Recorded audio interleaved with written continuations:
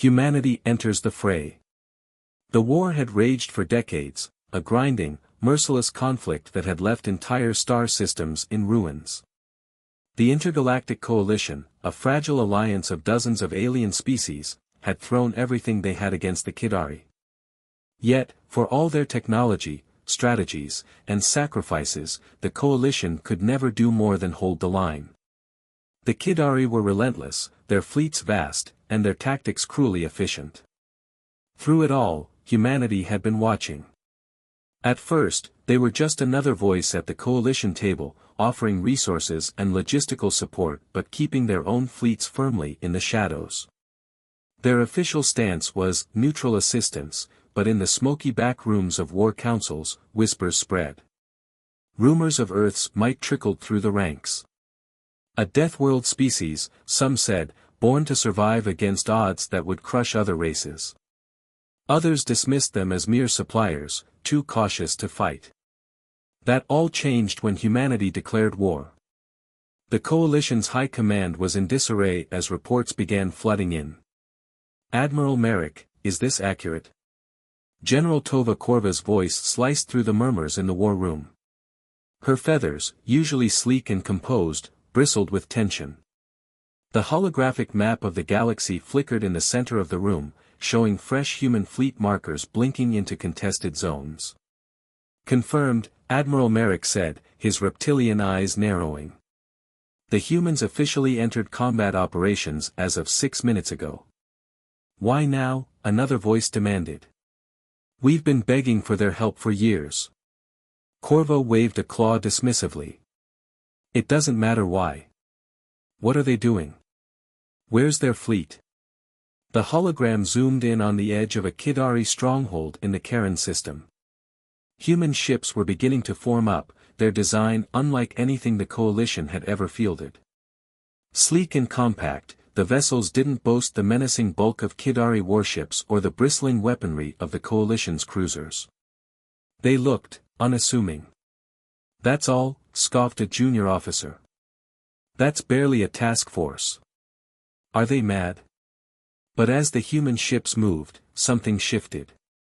They didn't lumber into position like the Coalition fleets or form massive walls of firepower like the Kidari.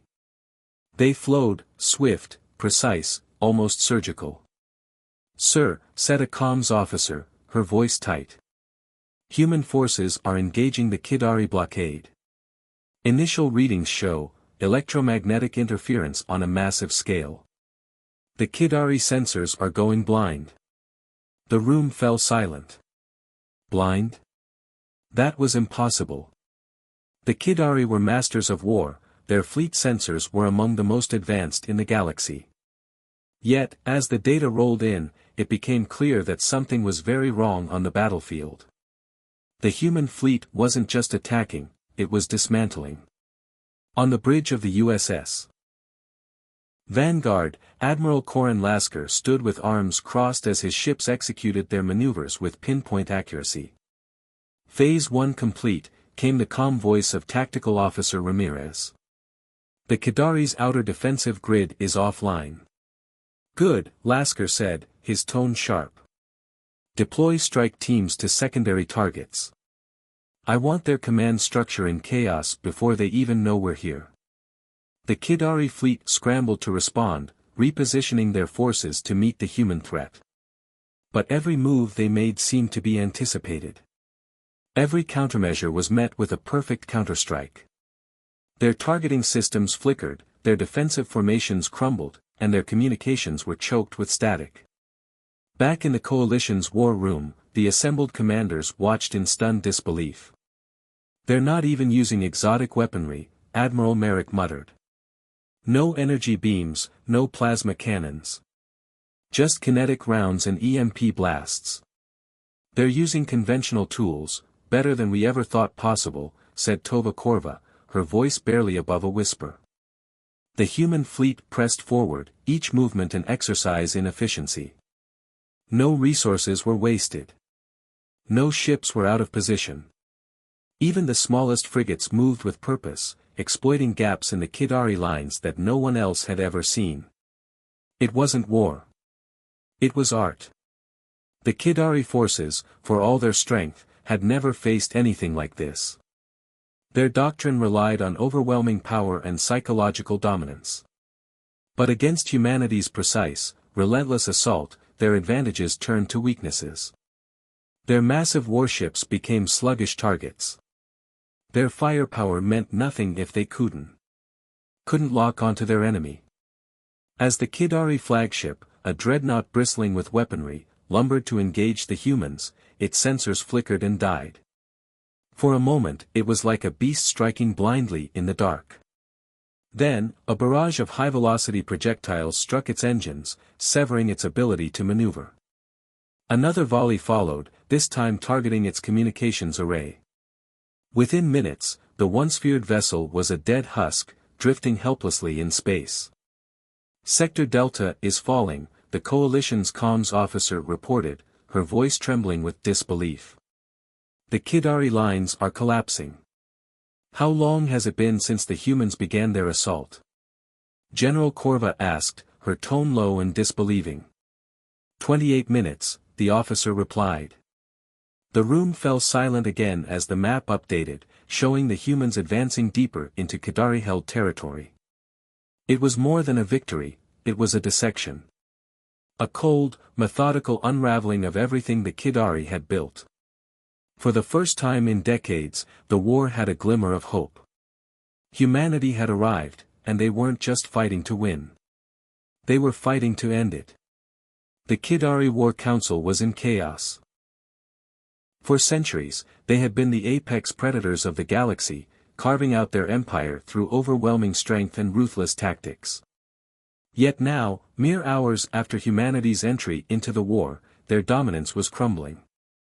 Reports from the front lines were conflicting and frantic, each one worse than the last. "They're ghosts," one panicked commander shouted during an emergency transmission. "Our sensors can't track them, our weapons can't lock on, and our defenses are useless." The council leader, High Strategist Durak, slammed a fist onto the table, his serrated teeth bared in frustration. "You are warriors of the Kidari Empire. You do not cower before prey. Identify their weaknesses and crush them." High Strategist, another officer interjected, his voice hesitant, "It's not their weapons or ships. It's their strategy. They're fighting in ways we've never seen. They're everywhere and nowhere at once." Durak growled, pacing the command chamber. The humans were dismantling his fleet piece by piece, exploiting gaps in their defenses with surgical precision. Every move the Kidari made was countered almost before it began. It was as if the humans knew their playbook better than they did. "Launch the reserves," Durak ordered. "Pull forces from the neighboring sectors. If they want to test the might of the Kidari, we'll show them." On board the USS Vanguard, Admiral Corin Lasker watched the unfolding chaos with quiet satisfaction. The Kidari were responding exactly as predicted, committing their forces in a desperate bid to stop the human advance. "They're pulling reinforcements from the Epsilon and Theta sectors," Tactical Officer Ramirez reported. "Our scans show significant gaps forming in their outer defensive grid." "Perfect," Lasker replied. "Inform the Second Fleet to move in. We'll hit their supply lines next." The human strategy was as unorthodox as it was devastating. Unlike the Coalition, which had relied on brute force and drawn-out battles, humanity targeted the Kidari's infrastructure and command chains. Every strike was deliberate, aimed at crippling their ability to fight rather than destroying their forces outright. "Sir," Communications Officer Patel said, her tone urgent, "incoming message from the Coalition. They want to know if they should redeploy to support our offensive." Lasker's brow furrowed. "Tell them to hold their positions. We don't need backup, and I don't want them interfering." It wasn't arrogance, far from it. Lasker understood the Coalition's limitations all too well. Their fleets lacked the discipline and precision necessary to complement humanity's tactics. For this plan to work, the humans needed to act alone. Back in the Coalition war room, confusion gave way to awe as the battle reports poured in. "They've neutralized another sector," Admiral Merrick announced, his voice a mix of disbelief and admiration. And they're advancing on the Kidari's central supply hub. How is that even possible? General Korva muttered. We've been fighting for decades and barely managed to hold the line. And they're dismantling the Kidari in hours. It's not just their technology, Merrick said, studying the data intently. It's their doctrine. They fight like no one else. The coalition commanders exchanged uneasy glances. Humanity's methods were unsettling, almost alien in their efficiency. Yet the results were undeniable. For the first time in years, the coalition wasn't just surviving, they were winning. On the Kidari flagship Iron Fawn, High Strategist Durak glared at the tactical display, his claws digging into the armrests of his command chair. They've taken the Beta outpost, one of his officers reported, her voice trembling. And the Alpha relay station is offline. We've lost contact with half our fleet. Unacceptable. Durak roared. Deploy the strike carriers.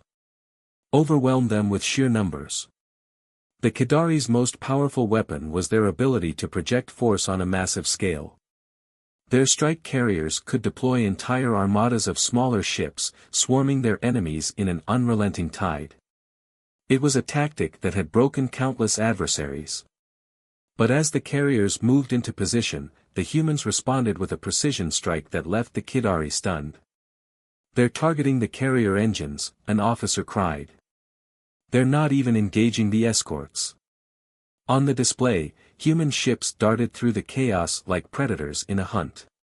Within minutes, the massive carriers were immobilized, their power cores overloaded by pinpoint EMP strikes. The escorts, now leaderless and uncoordinated, floundered in disarray. Durak stared in disbelief as his once mighty fleet was reduced to a fractured, retreating mess. He had never seen anything like this, an enemy that fought without fear, without hesitation, and without mercy. High Strategist, an aide said hesitantly, we should consider retreating to the core sectors. Retreat? Durak spat, his voice dripping with venom. We are the Kidari. We do not retreat. But as he spoke, the reality became undeniable. The humans were pushing deeper into Kidari territory with every passing minute, their advance unstoppable.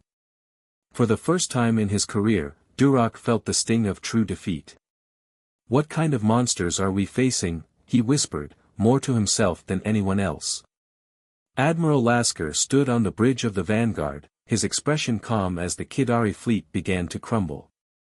The operation was proceeding exactly as planned, each objective falling like dominoes. Status report, he said. Ramirez grinned. Sector Theta is ours. The Kidari are pulling back to their inner systems. Good, Lasker replied. Let them run. We'll be waiting. As the bridge crew carried out his orders, Lasker allowed himself a rare moment of reflection. Humanity had spent decades preparing for this moment, perfecting their strategies and honing their skills. The galaxy had underestimated them, and now it was paying the price. This isn't just a war, Lasker murmured, almost to himself. It's a lesson. And we're the teachers. The Vanguard surged forward, leading the charge into Kidari space.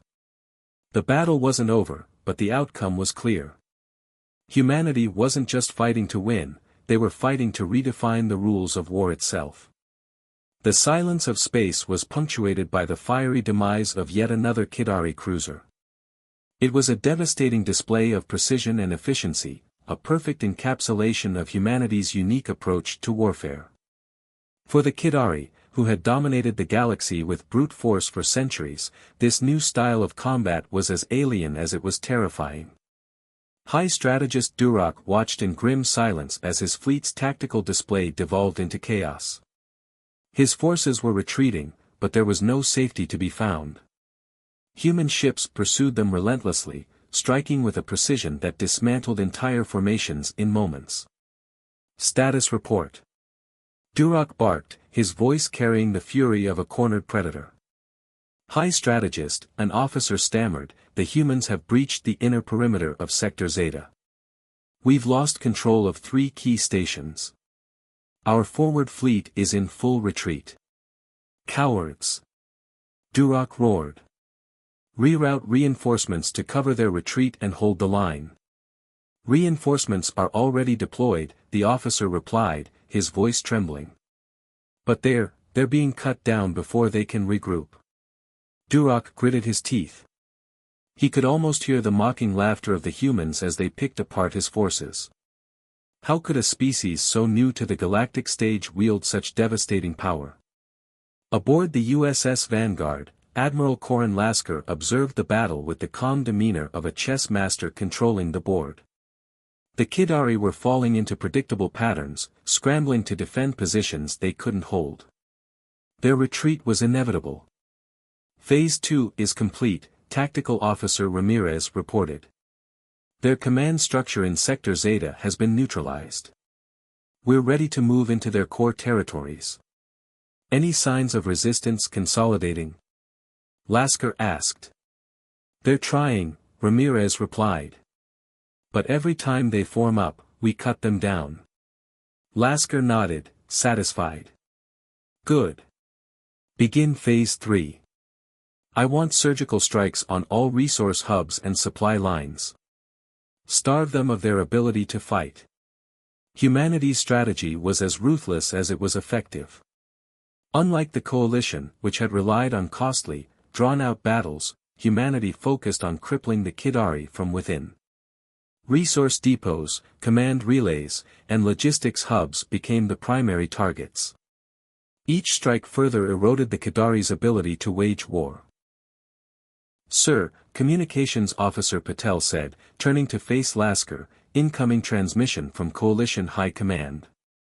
They want to join the offensive. Lasker frowned. What's their plan? They're proposing a multi-front assault, using their fleets to pin down Kidari forces while we press deeper into their core sectors. The Admiral considered the offer carefully. While the Coalition's help could speed up the operation, it also carried risks. Their fleets were not as disciplined or precise, and a misstep could jeopardize the mission. Tell them to hold position and focus on defense, Lasker said. We'll handle the offensive. In the Coalition war room, the mood was a volatile mix of frustration and awe. The commanders watched as the humans continued their relentless advance, dismantling the Kidari fleet piece by piece. They're not just fighting a war, General Corva said, her voice tinged with wonder. They're rewriting the rules. Why won't they let us help? Admiral Merrick grumbled, his tail lashing in agitation. This is our war too. Is it? Corva asked, her feathers ruffling. Because right now, it feels like we're just spectators. Merrick opened his mouth to argue, but he couldn't deny the truth of her words. The humans were operating on a level that the Coalition could barely comprehend. Their tactics were not just effective, they were revolutionary.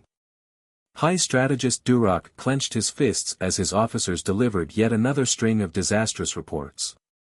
The humans were tearing through his forces with surgical precision, striking at the heart of the Kidari Empire. Entire sectors were going dark, their command structures obliterated. What are they? Duroc muttered, his voice barely audible. How can they fight like this? We've intercepted some of their transmissions, an officer said hesitantly. They refer to their tactics as adaptive warfare. They study their enemies, learn their weaknesses, and exploit them with precision. Adaptive warfare, Duroc repeated, his voice dripping with disdain. More like dishonorable cowardice. But even as he spoke, he couldn't deny the truth. The humans were fighting smarter, not harder. They didn't need overwhelming numbers or firepower, they simply outmaneuvered their opponents at every turn. Back on the Vanguard, Lasker observed the unfolding chaos with grim satisfaction. The Kidari were faltering, their once mighty fleets reduced to scattered remnants. But the Admiral knew the battle was far from over. The Kidari were ruthless and cunning, and cornered predators were often the most dangerous.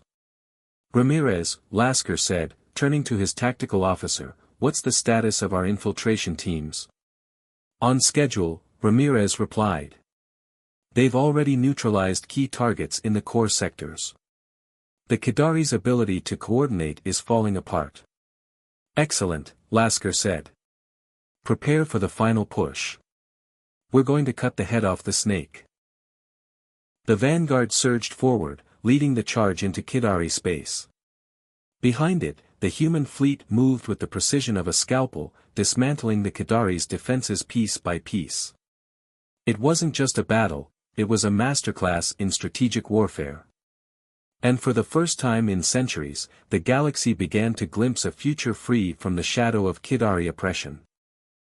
Breaking the core. The Kidari High Command was in turmoil. For centuries, their empire had stood as a monument to their unassailable power. The galaxy trembled at the mention of their name, and no enemy had ever threatened their core worlds. Until now.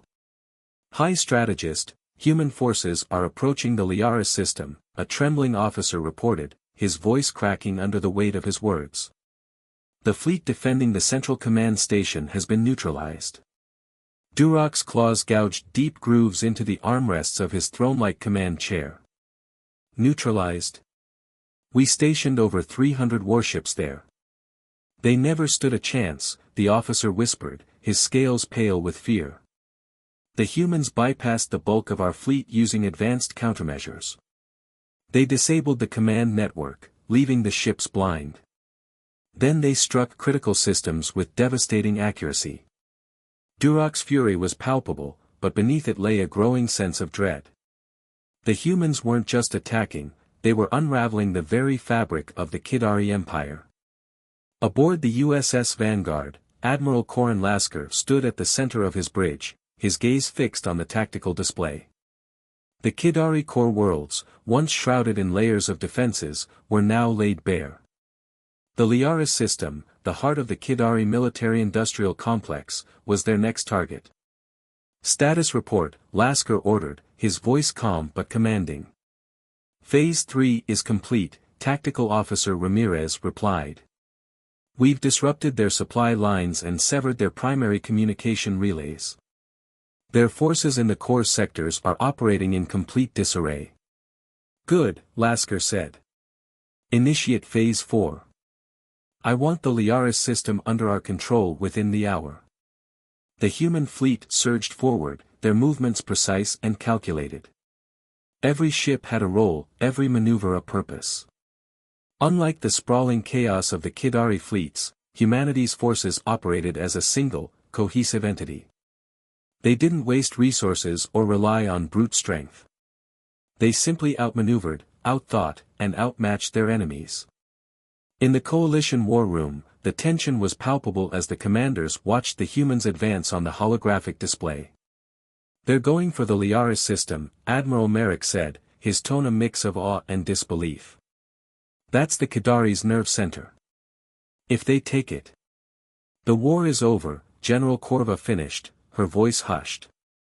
"But how? We've tried to assault Liaris before. Their defenses are impenetrable." "Not to the humans," Merrick said, shaking his head. "They don't fight like us. They don't rely on brute force. They dismantle their enemies piece by piece." The room fell silent as the map updated, showing the human fleet closing in on Liaris.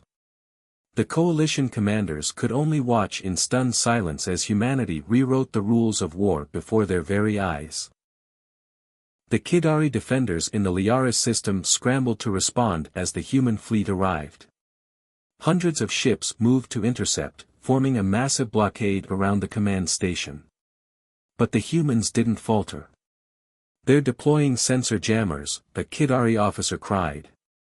"We're losing tracking on their ships." "Counter with proximity sweeps," another barked. "We'll blast them out of the void." But the humans didn't engage in a head-on assault. Instead, they danced around the blockade, using advanced electronic warfare to sow confusion among the Kidari ranks. Ships collided with each other, firing blindly into the void as their targeting systems failed. Then, the human ships struck. Precise volleys of kinetic projectiles and EMP bursts tore through critical systems, leaving the Kidari vessels immobilized. One by one, the mighty warships of the Kidari fleet were reduced to drifting wreckage. On board the Kidari command station, High Strategist Durak watched the carnage unfold with a mix of rage and disbelief. "How are they doing this?" he growled. "No fleet should be capable of such precision." "High Strategist," an aide said nervously, "their tactics are unlike anything we've ever encountered. They're using our own strength against us." "Enough excuses!" Durak roared. "Prepare the station's planetary defense grid. If they want to take Liaris, they'll have to face our full wrath." The station's defenses activated, unleashing a barrage of energy beams and missile salvos at the approaching human fleet. But the humans were ready. "Admiral, the Kidari station is powering up its defense grid," Ramirez reported. "Deploy the decoy drones," Lasker ordered. "And target their power cores with precision strikes. We'll take their teeth before they can bite." The human fleet launched a swarm of decoy drones, drawing the station's fire away from the main assault force. Meanwhile, strike teams targeted the station's power generators, crippling its defenses with pinpoint accuracy. Within minutes, the once mighty command station was defenseless. Durak's claws trembled as the station's systems flickered and died. For the first time in his life, he felt the icy grip of fear. The humans weren't just winning, they were unstoppable. "High Strategist," an officer said hesitantly, "they're launching boarding pods. They're coming for us." Durak's eyes widened. The humans weren't content to destroy the station, they intended to take it. On board the Vanguard, Lasker received the report with a satisfied nod. "Boarding teams, proceed with the operation. Secure the station and capture the Kidari High Command. No unnecessary casualties." As the human boarding teams stormed the Kidari command station, they moved with the same precision and discipline as their fleet. Every corridor was secured, every resistance neutralized. Within an hour, the humans had taken the station without a single loss. The Kidari High Command was in chains, their empire teetering on the brink of collapse. Back in the Coalition war room, the commanders erupted into cheers as the report came through. Humanity had done the impossible. They had taken the heart of the Kidari Empire in a single, decisive blow. But as the celebrations began, General Korva couldn't shake the unease in her chest. Humanity's power was undeniable, but so was their ruthlessness. For all their precision and discipline, there was something almost frightening about their efficiency. "What kind of future are we building?" she murmured, her eyes fixed on the map. Humanity's victory was absolute, but it came with a lingering question: what would they do next? The final gambit. The Kidari Empire, once a towering juggernaut, was now a fractured shadow of its former self. Its fleet scattered, its command stations overrun, and its territories rapidly falling under human control. But High Strategist Durak wasn't finished yet. As long as he drew breath, the Kidari would not go down without a fight. Inside the captured command station, the remnants of the Kidari High Command were bound and subdued. Human soldiers patrolled the halls, their presence a stark reminder of the Empire's defeat. Yet Durak, chained to a chair in the central chamber, kept his head high, his eyes burning with defiance as Admiral Korin Lasker entered. "So," Durak growled, his voice dripping with venom. "This is what humanity calls victory? Binding your enemies and parading them like trophies?" Lasker regarded him coolly. "Victory," he said, "is ensuring you'll never threaten the galaxy again." Durak leaned forward as far as his restraints would allow. "Do you really think this ends here, human? My people will rise again. You may have taken this station, but the heart of the Kidari Empire still beats." Lasker's gaze didn't waver. "You're betting on the wrong outcome, Durak. We're already dismantling what's left of your fleets. Soon, your empire will be nothing more than a cautionary tale." But even as he spoke, a warning blared through the station's intercom. "Admiral," Ramirez's voice crackled over the comms, "we're detecting massive energy signatures from the Kidari core world of Narethel. It looks like a last-ditch weapon." Lasker's expression hardened. "Explain." Ramirez's voice grew tense. "Our scans indicate the Kidari have activated an ancient planetary defense system. It's generating a weapon powerful enough to wipe out entire fleets, or worse, destabilize entire star systems." Durok's lips curled into a wicked smile. "You thought you could conquer us without consequences. That weapon is my final gambit, human. Even if I fall, your kind will burn with me." The USS Vanguard and the human fleet wasted no time. They mobilized toward Narethel, the Kidari's homeworld and the heart of their civilization. The planet had always been heavily fortified, but now it was a fortress of desperation.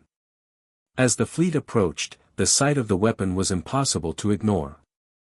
A massive structure, half buried in Narethel's surface, pulsed with ominous energy. Surrounding it was a defensive fleet that dwarfed any the humans had faced so far. "Admiral," Ramirez said, "we're looking at the bulk of what's left of the Kidari fleet. They've pulled every remaining ship to protect that weapon." "They're betting everything on this," Lasker said. "And so are we.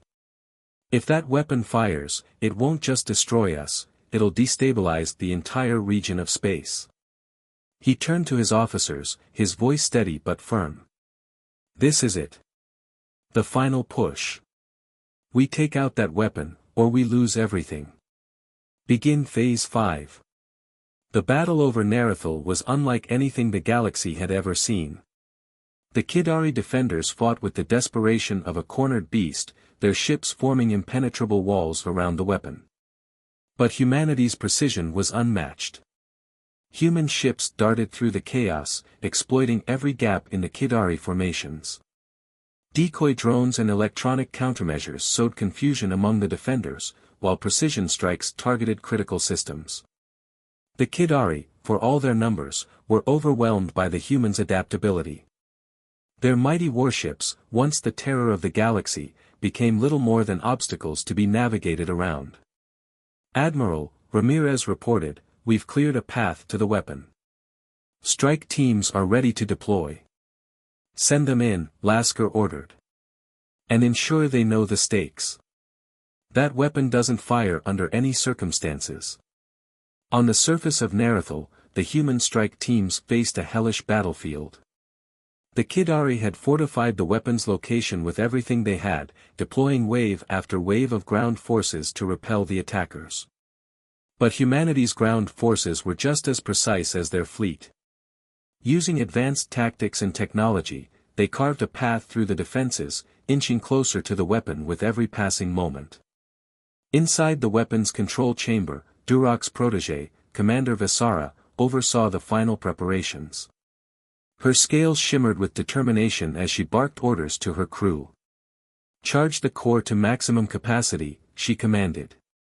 "If the humans reach us, we'll take them, and ourselves, with us." Suddenly, the room shook as explosions echoed from above. The humans were here. Visara turned to her officers, her voice filled with resolve. "Hold them back at all costs. The Kidari Empire will not fall today." The human strike team breached the control chamber with minutes to spare. They moved with ruthless efficiency, neutralizing Kidari defenders and disabling systems as they advanced. But Visara refused to yield. "You think you've won?" she snarled, facing the human leader. "You may destroy this weapon, but the spirit of the Kidari will never die." The human commander, calm and unflinching, responded, "Your empire has already fallen. This weapon is nothing more than the last gasp of a dying beast." The battle was brutal, but the humans' discipline and precision prevailed. With seconds remaining on the countdown, they disabled the weapon's core, shutting it down permanently. Above Narethel, the human fleet held position, awaiting word from the strike teams. When the message came, "Weapon neutralized. Mission accomplished." A collective sigh of relief spread through the ships. On board the Vanguard, Lasker allowed himself a small smile. Send the signal to the coalition. It's over. As the remnants of the Kidari fleet surrendered, the galaxy stood on the precipice of a new era. Humanity had not only won the war, they had redefined what it meant to fight, to lead, and to inspire. But as the stars grew quiet once more, one question lingered. What kind of galaxy would rise from the ashes of the old? A galaxy in reflection. The war was over.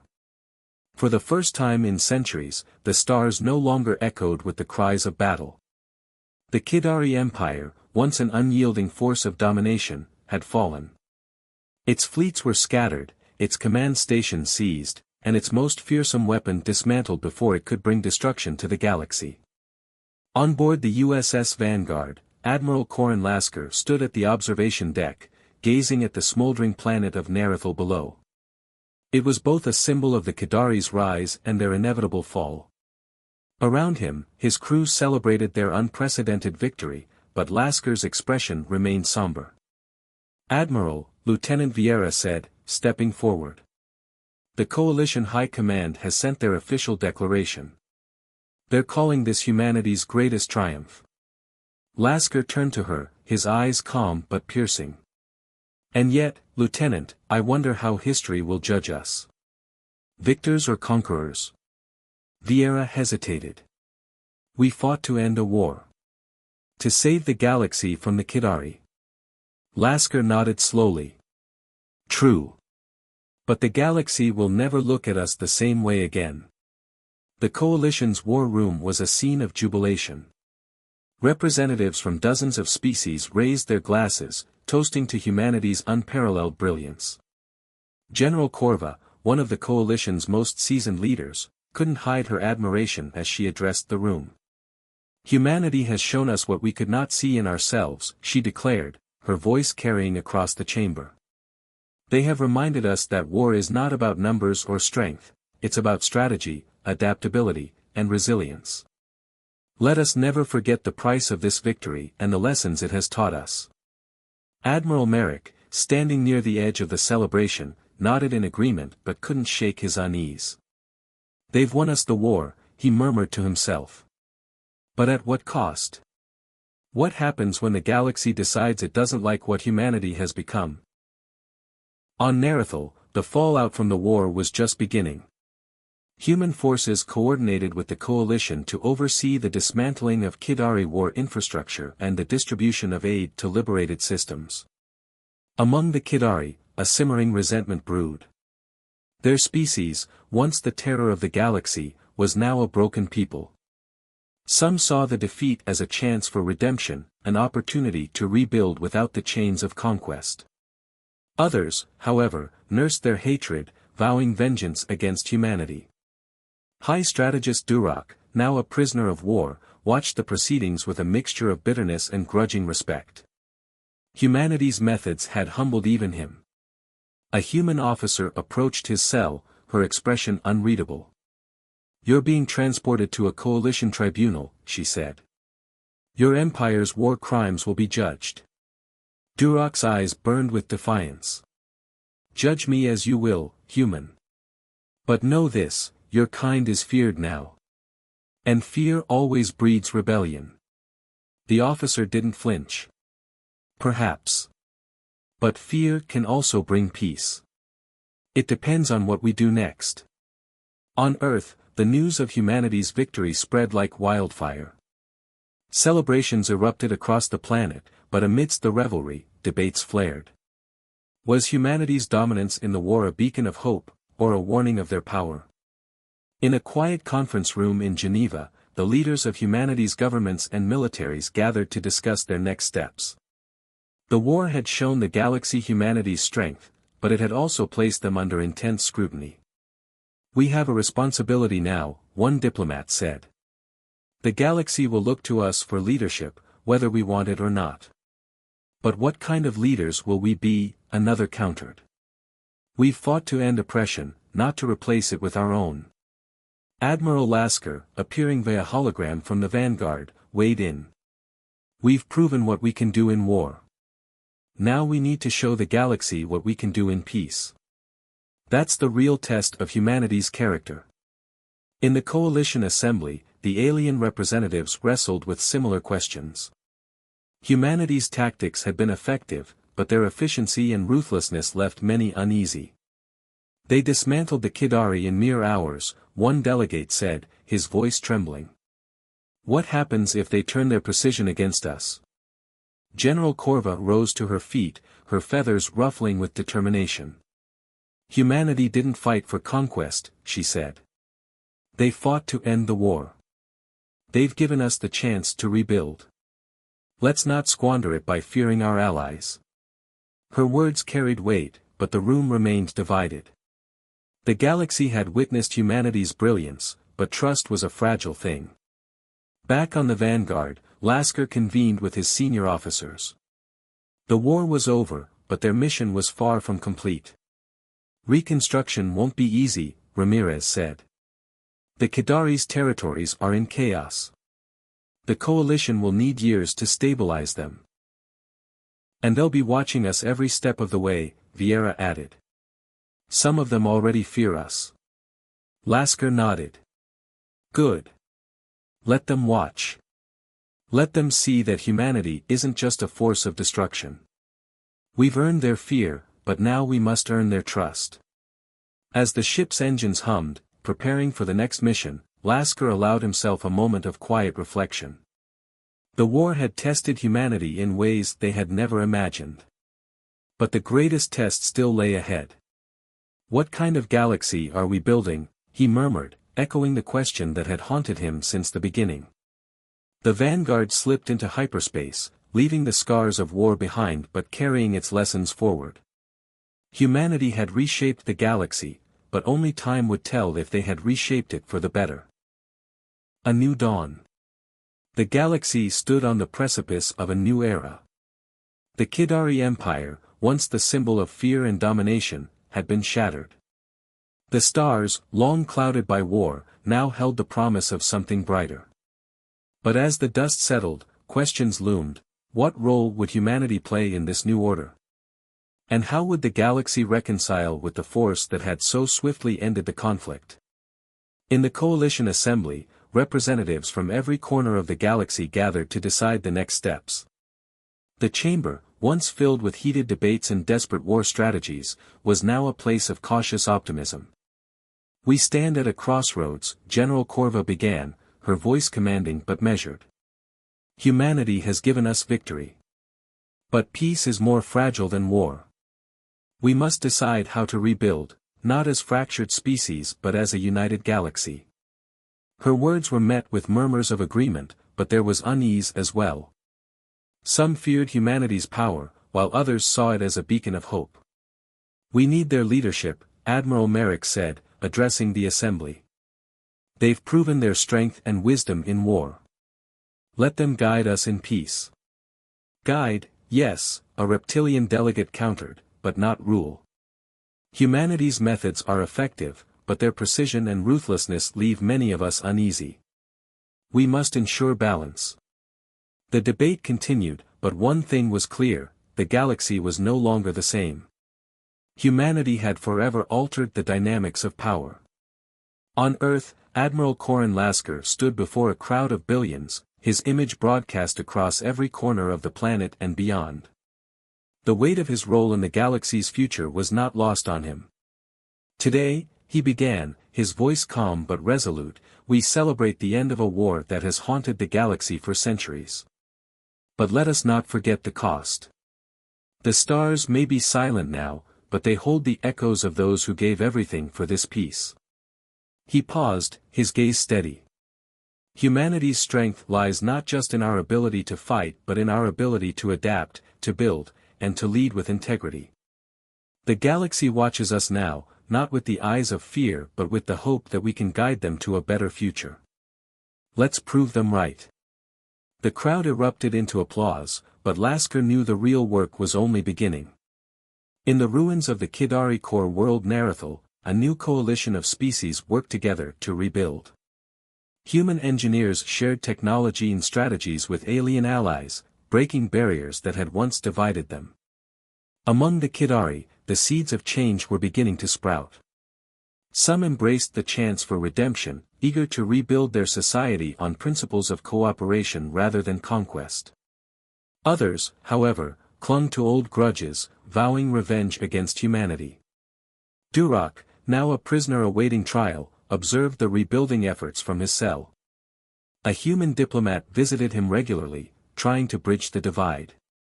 "You still believe you've won?" Durak growled during one visit. "My people will never forget what you've done." "Perhaps not," the diplomat said calmly. "But they'll have the chance to choose a better path. And that's more than your empire ever gave them." Durak had no response. For the first time, he felt the weight of his failure, not just as a leader but as a steward of his people's future. Back on the USS Vanguard, Lasker convened with his senior officers. The galaxy was beginning to heal, but the scars of war ran deep. "Reports from the coalition suggest progress," Ramirez said. "Reconstruction efforts are slow, but cooperation is growing." "And the Kidari?" Lasker asked.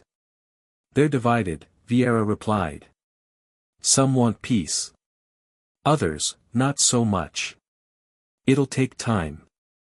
Lasker nodded. "Time we've earned. But we can't stop here. The galaxy needs more than peace, it needs a vision." "What kind of vision, sir?" Ramirez asked.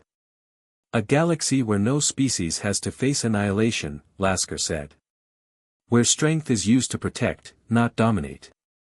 Where unity is more than just an idea."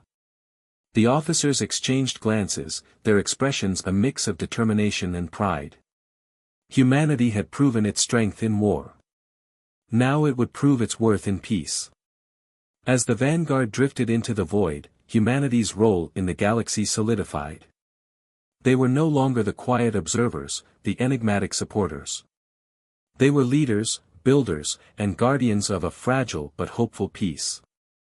Admiral Lasker stood at the observation deck, watching the stars. They seemed brighter now, no longer clouded by the shadow of war. But he knew the work was never truly done. "Every ending is a beginning," he murmured. "Let's make this one count." The stars stretched endlessly before them, a canvas waiting for the brushstrokes of a new era. Humanity had taken its place among the stars, not just as warriors but as architects of a brighter future. And so, under the silent watch of the cosmos, a new dawn began.